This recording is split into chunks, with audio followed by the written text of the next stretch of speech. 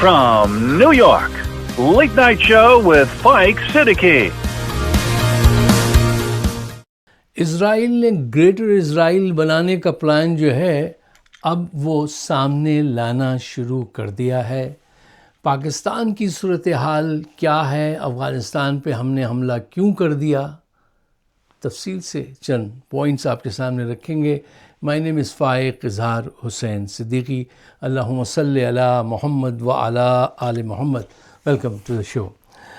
اس سے پہلے کہ ہم اس خبر کی طرف جائیں جس نے پورے مڈل ایسٹ میں ایک بھوچال لے آئی ہے، وہ خبر کہ امریکن ایمبیسڈر ٹو اسرائیل انہوں نے ایک انٹرویو میں یہ بات کہی ہے کہ اسرائیل کا حق ہے کہ وہ یہ تمام جو عرب اس کے قریب کی ممالک ہیں ان پہ قبضہ کر لے. بائبل نے اس کو یہ اختیار دیا ہے. اس پہ تفصیل سے بات کریں گے، لیکن اس سے پہلے جلدی سے جائزہ لے لیں پاکستان میں کیا ہو رہا ہے.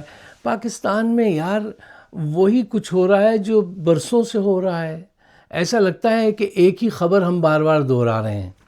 ہمارے ایک دوست ہیں جو بڑے دور دراز ریاست میں یہیں رہتے ہیں امریکہ میں، وہ ہر دوسرے تیسرے دن مجھے فون کر کے تنگ کرتے ہیں، کہتے ہیں اچھا اب یہ بتائیے کیا صورتحال ہے. وہ ان کے ذہن میں بہت ایمرجنسی کی صورتحال ہوتی ہے. اچھا یہ بتائیے کیا صورتحال ہے. تو میں ان سے کہتا ہوں یار صورتحال وہی ہے بھائی جو ابھی آپ کو بتائی تھی 2 دن پہلے. اور کچھ تو پھر کہتے ہیں کیا کچھ صورتحال بدلی نہیں. میں نے کہا صاحب یہ بدلی نہیں اور یہ بدلے گی بھی نہیں. تو پھر وہ تھوڑی دیر فون پر خاموش ہو جاتے ہیں اور دوسری طرف سے کہتے ہیں فائق تم ڈسکریج کر رہے ہو، تم یہ بات کیسے کہہ سکتے ہو. دیکھیے میرے دل کی خواہش تو یہ ہے جو ہر پاکستانی کی ہوتی ہے کہ ہم ان حالات سے باہر نکلیں، ترقی کریں، آگے بڑھیں. ہمارے اندر تو یہی بھرا گیا نا بچپن سے کہ ہر صورت میں پاکستان کو آگے بڑھنا اور ہم ایک عظیم قوم ہے. پتہ نہیں ہمارے پیرنٹس نے کچھ زیادہ یہ بھر دیا تھا کہ وی آر دا ون جو لیڈ کرے گا اور کیا توحید کے نعروں سے دنیا کو ہلا دیں گے. ایسا کچھ نکلا نہیں. بہت زیادہ ہمارے اندر یہ چیز بھر دی تھی. دیکھیے صورتحال یہ ہے کہ جو ملک معاشی طور سے بالکل تباہی کی طرف ہے، وہ دیکھ لیجئے 520 ارب کا ڈاکہ ابھی پڑا ہے چند ماہ پہلے. اس کو پتہ ہے آرمی چیف کو، اس نے کچھ کیا، ایک آدمی نہیں پکڑا. فائلیں تیار کروائی ہیں کہ اپنے مقصد کے لیے کہ جب چاہیں گے یوز کریں گے اس وقت. اچھا کسی جج نے، کوئی سپریم کورٹ نے کسی طرح سے کوئی سنوائی نہیں. اور یہ رپورٹ اس کی ہے، آئی ایم ایف کی ہے، ٹھیک ہے نا. کتنے اداروں کی رپورٹس ہے کہ آپ کے یہاں کیا کیا کچھ ہو رہا ہے. کچھ نہیں ہوتا. بسنت منا رہی ہے قوم اور ایک ایک چھت کے کرائے دیے گئے ہیں 8 لاکھ 20 لاکھ، ایک جگہ 25 لاکھ. یعنی 3 دن تک وہ آپ کی گھر کی چھت پہ 3 منزلہ 4 منزلہ مکان ہے، وہاں کھڑے ہو کے پتنگ اڑائیں گے. 1 کروڑ روپے تک ادا کیے گئے. یہ پیسے کس کے پاس سے آ رہے ہیں؟ یہی جرنیلوں کے جو رشتہ دار ہیں، بیوروکریسی کے جو جاننے والے ان کے رشتہ دار ہیں، نون کے لوگ ہیں، یہ پیسے ایسے لٹا رہے ہیں.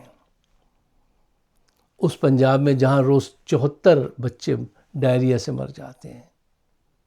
کل بھی میں نے اس دن بھی بتایا تھا 1.2 بلین لوگ دوا نہ ہونے کی وجہ سے نابینا ہو گئے. اس پنجاب میں یہ عیاشیاں ہو رہی ہیں اور یہ عیاشیاں ہوتی رہیں گی. وہ مہنگے سے مہنگا جہاز خریدیں گے، ٹھیک ہے نا، اور ان کو اس کی کوئی پرواہ نہیں ہے. کیا عاصم منیر کو اس کی پرواہ ہے؟ اس نے کہا نہیں بیوی تم لے لو 12 والا، میں لے لیتا ہوں 20 والا. اب کچھ ہمارے نوجوان جو ہے لڑکے وہ ذرا اس کو زیادہ ایگزیجریٹ کر رہے ہیں کہ صاحب یہ تو ویلنٹائن ڈے کا تحفہ تھا اور یہ تو وہ ایک جگہ سے ہی خریدے گئے، جیسے وہ جوانی میں وہ عشق و محبت میں لڑکا لڑکی ایک جیسے کپڑے پہنتے ہیں. یہ تو وہ حرکت کی گئی ہے، ایک جیسے جہاز، ایک جیسے کپڑے. ابھی یہ سب وہ بیکار کی باتیں ہیں، ٹھٹا لگانے والی باتیں ہیں. لیکن حقیقت تو یہ ہے کہ خزانے کو اس دھوم سے لوٹ رہے ہیں کہ کوئی پوچھنے والا نہیں ہے، نہ آگے پیچھے رائٹ لیفٹ کچھ نہیں ہے. اور جو تھا جو روکتا ہے ان چیزوں کو، اس کو کر دیا انہوں نے جیل میں بند. اب کر رہے ہیں افغانستان سے جھگڑا، وہاں بمباری کر رہے ہیں جا کر. اپنے لوگوں پہ بھی ڈرون گر رہے ہیں. یار کیا کیا پالیسی ہے یہ.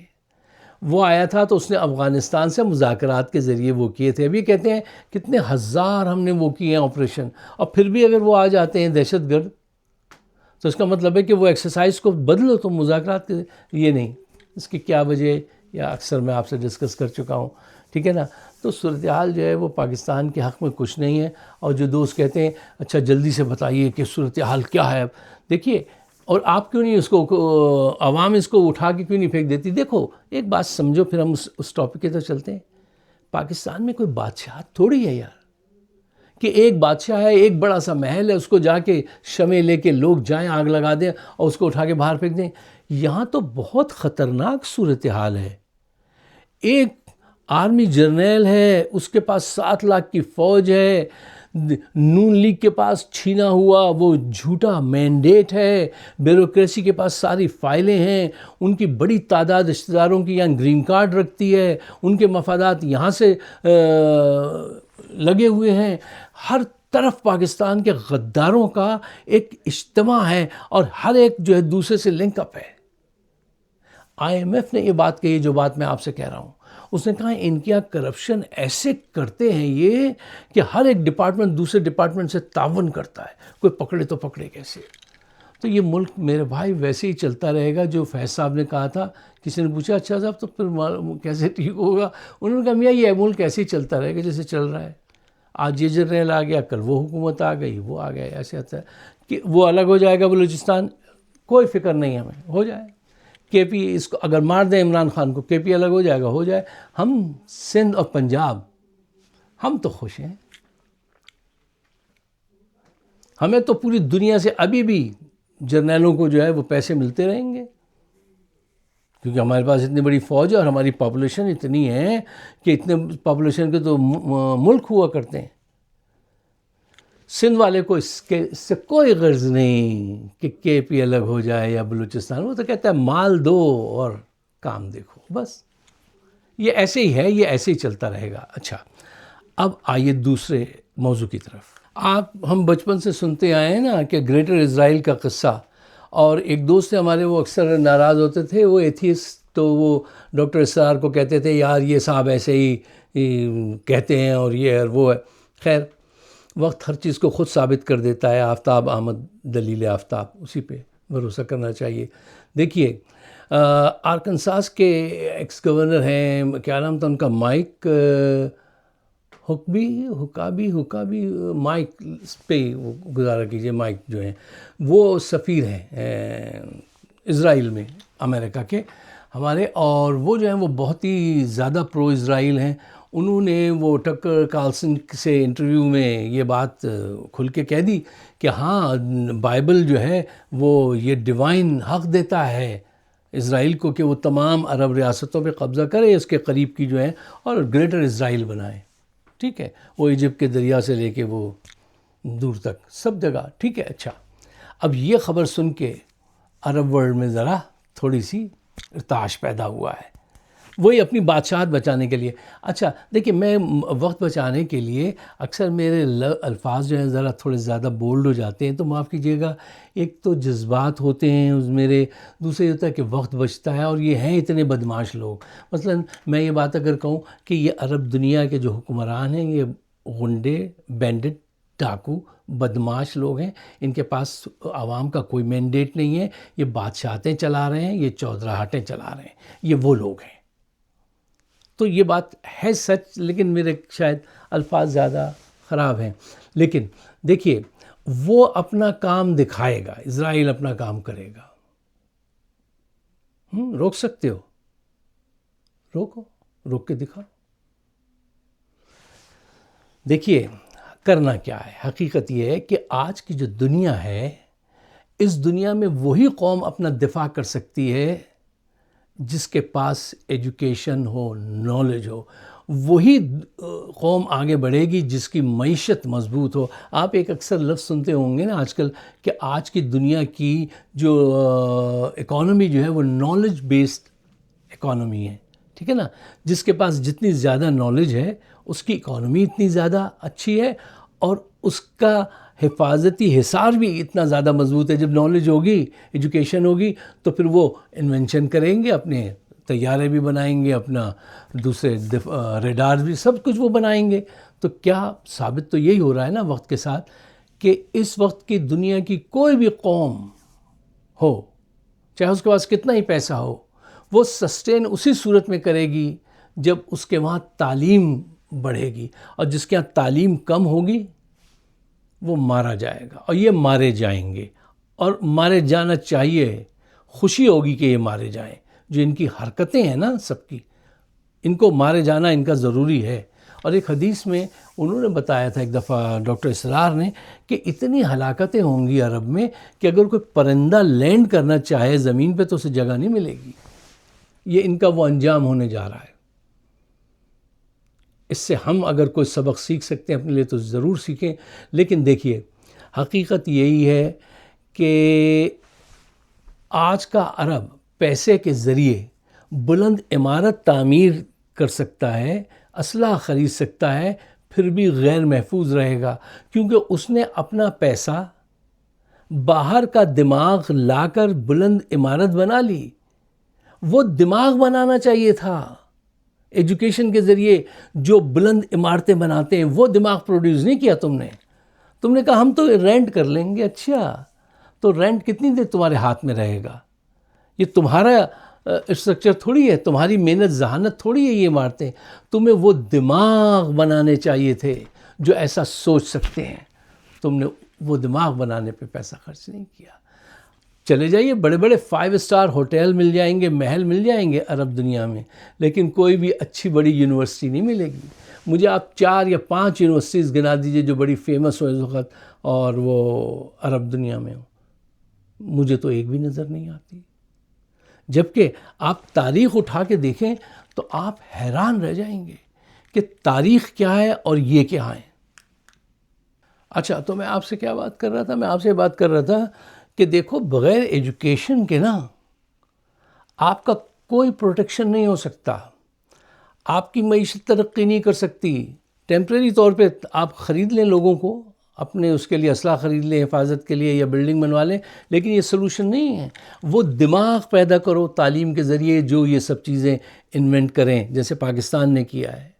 جبکہ پاکستان بھی تعلیم میں کافی پیچھے ہے، لیکن ہمارے یہاں پھر بھی ان سے صورتحال کچھ بہتر ہے.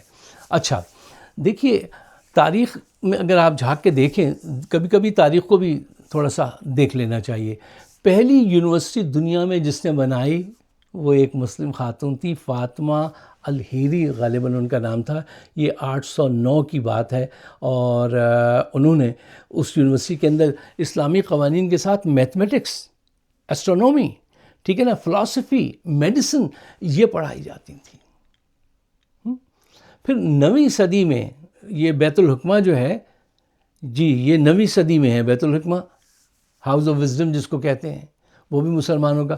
پھر 10ویں صدی میں جا کے یہ اٹلی میں وہ جو ان کی ہے، کیا نام تھا اس کا، مجھے نام یاد نہیں آ رہا، بیلونا اور کچھ ایسا نام تھا بی سے، وہ اس میں جس میں انہوں نے پہلی دفعہ ڈگری کا وہ شروع کیا تھا. پھر پورے ویسٹ نے بھی اس کو اپنایا کہ 2 سالہ ڈگری، 4 سالہ ڈگری.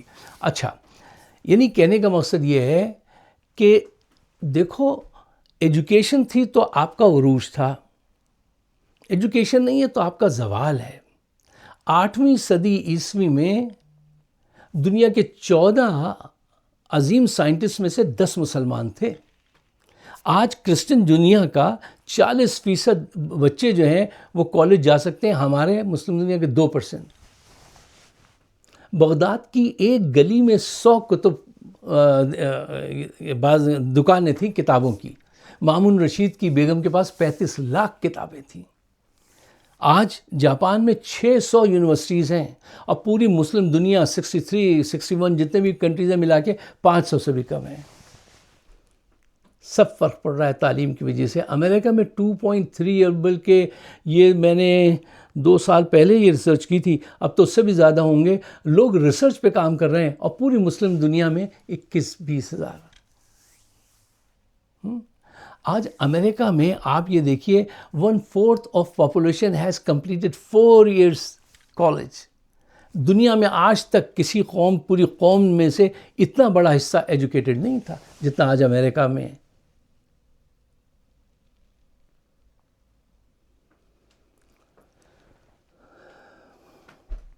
جب تک آپ ایجوکیشن میں پیچھے رہیں گے، دنیا آپ کو رونتی ہے اور رونتی چلی جائے گی۔ اس پہ انہوں نے توجہ نہیں دی، اور اس پہ ہی توجہ دینی چاہیے۔ اچھا، جو لوگ آج یہ ویڈیو دیکھ رہے ہیں، میں آپ سے ایک ریکویسٹ کروں گا کہ خاص کر کے عرب ورلڈ میں بھی ہمارا پروگرام سعودی عرب میں لوگ دیکھتے ہیں، کسی عربی دوست کو ضرور بٹھا کے دکھائیے گا۔ بھئی ہمارے اختیار میں یہی ہے کہ جیسے کسان جب بیج پھینکتا جاتا ہے نا، اس کو یہ تھوڑی پتہ ہوتا ہے یہاں نکلے گا پودا نہیں نکلے گا، اس کا کام یہی ہے۔ جو ہمارا کام ہے ہمیں وہ کرنا چاہیے۔ وہ پنجابی کی ایک وہ ہمارے سسر سناتے تھے، کیا تھی ایک کہاوت، وہ خیر میں بھول گیا، وہ مقصد یہ تھا کہ بھئی تم اپنا کام کرتے جاؤ۔ دیکھیے، اسپین میں ایک یہودی وہ ہسٹورین تھا گولڈسٹائن، اس نے ایک دفعہ لکھا تھا کہ اگر مسلمان 100 سال اور اسپین میں رک جاتے تو انسان 200 سال پہلے چاند پہ پہنچ جاتا۔ میں ایک صاحب کا لیکچر دیکھ رہا تھا، وہ یونیورسٹی ہے کوئی کیلیفورنیا میں، وہاں وہ بچوں کو پڑھا رہے تھے، پتہ نہیں 400 کتنے سٹارز جو ہیں وہ انہوں نے ڈسکور کیے۔ تو امریکن بچے بیٹھے ہوئے پوچھ رہے تھے، how come all the name starts with AL، عربیوں کے اکثر نام ایل سے ہوتے ہیں۔ تو وہ ان کو بتا رہا تھا کہ جو انوینٹ کرتا ہے وہ اپنا نام بھی رکھ سکتا ہے، اور سب عربز نے کیے تھے۔ ان سٹارز کی میگنیٹیوڈ کیا ہے، کہاں ہیں، اتنی بڑی ایسٹرونومی پہ کام تھا، سائنس میں اتنا کام تھا مسلمانوں کا، سب ایجوکیشن ختم ہونے کی وجہ سے ہوا۔ اگر آپ لوگ پسند کریں گے تو ہم اس ٹاپک پہ انشاءاللہ اور مزید بھی بات کریں گے، لیکن بس صدمے کی وہ حالت رہتی ہے کہ یہ ان جاہلوں کے ہاتھ حکومتیں لگی ہیں، پاکستان کی بھی اور عرب ممالک کی بھی، کہ ان کی سوچ ہی نہیں اس طرف کی، اور یہ ایسے ہی انجوائے کر رہے ہیں۔ دیکھیے، 10ویں صدی کا ذرا آپ قرطبہ دیکھیں اسپین میں، وہاں 28 بورو تھے قرطبہ میں، اور 13,000 بڑے بنگلے تھے، 5 لاکھ شہری تھے، سیکنڈ لارجسٹ پاپولیشن تھی اس کی سٹی کی، جیول آف دا ورلڈ جس کو کہتے تھے۔ وہاں پہ سڑکوں پہ مسلمانوں نے پتھروں سے سجائیں تھی سڑکیں، اور وہ بیمبو کے وہ چراغ جلا کے رات کو اسٹریٹ لائٹ کرتے تھے۔ وہاں پر کتابوں کی الگ دکانیں، پھولوں کی الگ، گولڈ کی الگ، ہر چیز کی الگ الگ وہ ہوتی تھیں، منڈیاں ہوتی تھیں، جس کو برطانیہ کے بادشاہ نے عبد الرحمن کو، جو گورنر تھے قرطبہ کے، ان کو خط لکھا تھا کہ ہماری بیٹی کو یہ یونیورسٹی آف قرطبہ جو ہے اس میں ایڈمیشن دو۔ یہ شان تھی۔ اب وہ تحافت الفلاسفہ انہوں نے لکھی، کیا نام تھا ان کا، اور انہوں نے کہا کہ یہ متصادم ہیں سائنس سے، اسلام سے۔ اس کے بعد ریچولز پر آ گئے، نماز روزہ پکڑ لیا بس، اور علم سے دور ہوئے، اور آج پوری دنیا میں رسوا ہو رہے ہیں۔ اور علم سے دوری کی وجہ سے کیا ہوتا ہے کہ یہ جو بدماش، یہ جو لوگ آپ کے اوپر حکمران ہیں، ان کی ہمت بڑھ جاتی ہے، وہ عیاشی کرتے ہیں۔ وہ دیکھ لیجیے ہر طرف وہ عیاشی کر رہے ہیں، کیسی کیسی۔ ابھی میں نے پچھلے دنوں دیکھا کہ وہ سوئٹزرلینڈ میں ایک کانفرنس ہو رہی تھی، تو وہاں پاکستان کا پرائم منسٹر گیا ایک الگ جہاز لے کے، کتنا خرچہ آیا ہوگا بتائیے، اب وہ بھی بڑا جہاز۔ عاصم منیر ایک دوسرے جہاز پہ، وہ ڈار جو ہے وہ تیسرے جہاز پہ۔ یار ایک ملک کے 3 لوگ مختلف خرچے کر رہے ہیں، اب وہ جہاز خرید رہی ہیں جو فیشن وکٹم خاتون، کیا نام ہے ان کا، مریم، خود جہاز خرید رہے ہیں، پتنگیں اڑا رہے ہیں، ان کے عزیز لوٹ رہے ہیں، لوٹ مچی ہوئی ہے۔ اور جو کہتا ہے یہ سب روکو، علم کی طرف چلو، جو یونیورسٹی بناتا ہے۔ میں آپ سے ایک ریکویسٹ کرنا چاہتا ہوں، اور وہ یہ ہے کہ اگر میری بات آپ کی سمجھ میں آتی ہے اور آپ ہمارا چینل دیکھتے ہیں تو اس کو سبسکرائب ضرور کیجئے، اور اپنے دوستوں کے ساتھ ویڈیو کو شیئر کر لیا کیجئے۔ ہمارے آپ کے اختیار میں یہی ہے، تو جو اختیار میں ہے وہ کام ضرور کر لیجئے۔ شکریہ، خدا حافظ۔